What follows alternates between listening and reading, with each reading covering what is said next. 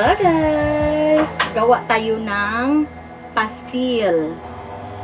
Pero ginagamit kong karne guys is ito. Yung chicken breast, mixed vegetables, niluluto ko last week. Kaya gagawin kong pastil. So ayan. May timpla na yan guys eh. May nagawa na ako dito. Tingnan niyo.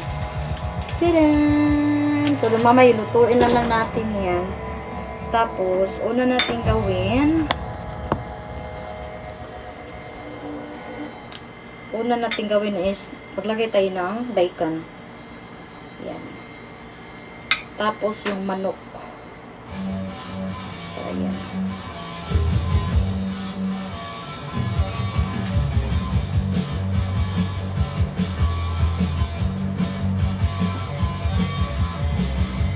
Damihan natin lagay guys kasi itong curly na chicken breast kailangan nating ubusin this week.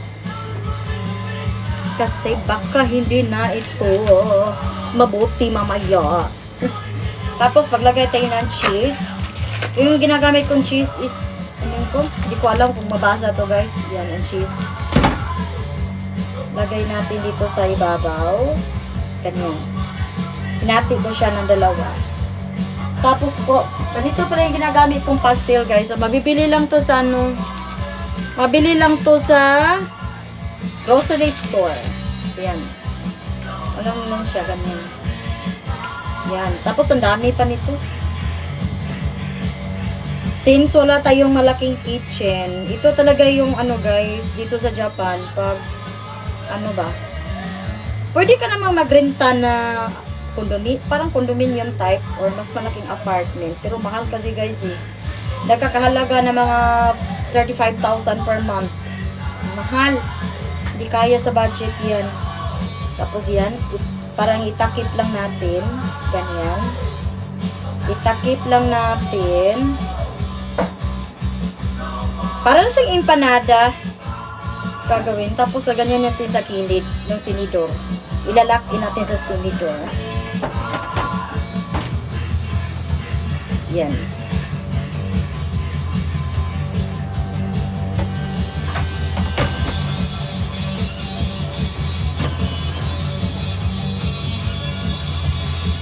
Ang init.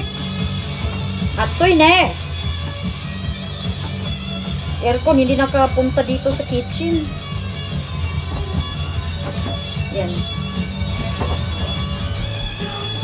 Kailangan nating isarado yung mabuti yung sa gilid. Every circle of side. Kasi, pag inuluto mo to si mantika, mag-open to eh. Kailangan mo ganito yun. Kada. Ganyan guys. Tapos, sa baliktad din, sa likod, kailangan na natin ilak.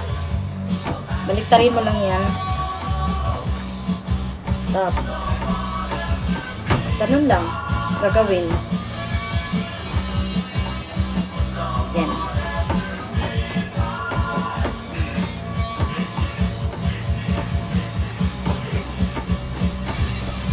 Ayan. Pinutulan ko pala yung buhok ko, guys. Ganito na siya. Oh, diba? Ganda. Lagyan nito dito. Tapos, kailangan natin lagyan ng plastic sa ibabaw para hindi siya dumikit mamaya. Yan. Malapit na tayo matapos. So, ubusin kasi natin to. Yan. Just do the same way. Ganyan lang. Very easy. Very easy.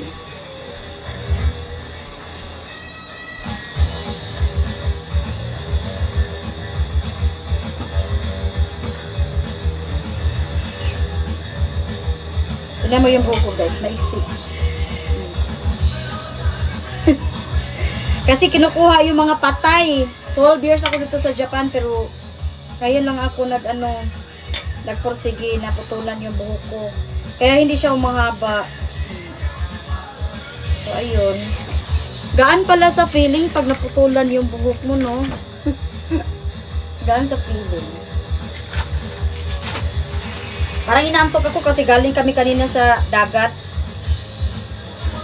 Nag-hang out kami kanina sa dagat. Tapos ang init. Sobra. Yan. Lagyan natin ng tubig sa gilid. Sa tubig, ganyan.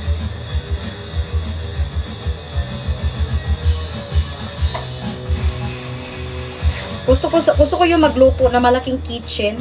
Alam mo ba yun, yung wide space. Gusto yung ganyan eh. Tapos itakip natin. So yan lang. Be back later, guys. So ayan na pala yung guys, ang pastel oh. Nakaluto na ako. Dalawa lang muna yung pinaluto ng aking jowa kasi ang laki kasi ng sizes eh. So, ito yung cooking oil. Yung puti na yan is, nilagyan ko siya ng cornstarch.